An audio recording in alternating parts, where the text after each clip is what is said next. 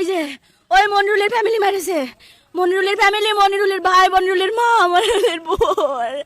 আর যশোরে বন্ধুর তালাকপ্রাপ্ত স্ত্রীকে বিয়ে করায় আশরাফুল ইসলাম বিপুল নামে এক যুবককে কুপিয়ে হত্যা করা হয়েছে। পরিবারের দাবি, কৌশলে ফোন করে ডেকে নিয়ে এ হত্যাকাণ্ড ঘটানো হয়েছে। শনিবার রাত 9:30টার দিকে শহরের ষষ্ঠীতলা এলাকায় এই ঘটনা ঘটে। নিহত আশরাফুল ইসলাম বিপুল যশোরের শহরতলির শেখহাটি জামরুলতলা এলাকার আখতার হোসেনের ছেলে। সে এসিআই গ্রুপের ডিপুর শ্রমিক হিসেবে কাজ করত। নিহতের পিতা আখতার হোসেন জানান, হামলাকারী শহরের ষষ্ঠীতলা এলাকার বাপ্পি ও বিপুল বন্ধু ছিলেন। বাপ্পি মাদক সেবন ও সন্ত্রাসী কার্যকলাপে জড়িত থাকায় তার স্ত্রী সুমাইয়া তাকে তালাক দেন। এরপর সুমাইয়া বিপুলের সাথে সম্পর্ক করে বিয়ে করে। এতে বাপ্পি ক্ষিপ্ত হয়ে এবং বিপুল ও সুমাইয়াকে হত্যার হুমকিও দেয়। এরপর বিভিন্ন সময় বাড়ির সামনে বোমাবাজির ঘটনাও ঘটায়। বিষয়টি আইনশৃঙ্খলা বাহিনীকে জানানো হলেও কোনো প্রতিক্রিয়া মেলেনি। কৌশলে অন্য লোককে ফোন করে ডেকে নিয়ে বিপুলকে কুপিয়ে জখম করে বাপ্পি ও তার সহযোগীরা। স্থানীয়রা বিপুলকে উদ্ধার করে হাসপাতালে ভর্তি করার কিছুক্ষণ পর তার মৃত্যু হয়। ওরা মেরেছে, আমার সাথে ওর বিয়ে হয়েছে, তাই বাপ্পির ভাইয়ের সাথে আমার সম্পর্ক বিয়ে ছিল।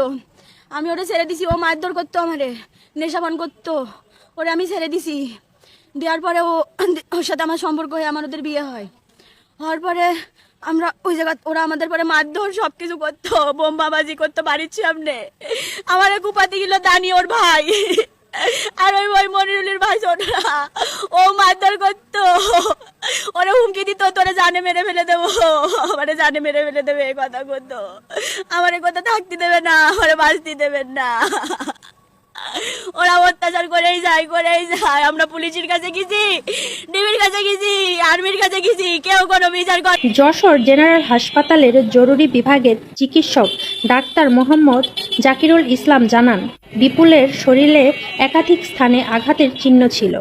তাকে ভর্তি করে ওয়ার্ডে পাঠানোর পর তিনি মারা যান। অতিরিক্ত রক্তক্ষরণের কারণে তার মৃত্যু হয়েছে বলে জানিয়েছেন এ চিকিৎসক। যশোর কোতোয়ালি থানার ওসি আবুল হাসনাত জানান, খবর পেয়ে পুলিশের একাধিক টিম ঘটনাস্থলে গিয়েছে। হামলাকারীর তথ্য নিয়ে অভিযান শুরু হয়েছে। ওনার গায়ে অনেকগুলো ক্ষত আঘাত ছিল মারের। আমরা এখান থেকে তৎক্ষণাৎ রিসিভ করে ওনাকে সার্জারি বিভাগে ভর্তি করি। ওনার অবস্থা খুবই গুরুতর ছিল। পরবর্তীতে সার্জারি ওয়ার্ড থেকে আমরা যেটা শুনছি যে উনি মারা গেছে, এখন তো ময়নাতদন্তের জন্য লাশ ঘরে রয়েছে। অতিরিক্ত রক্তক্ষরণের জন্যই মারা গেছে।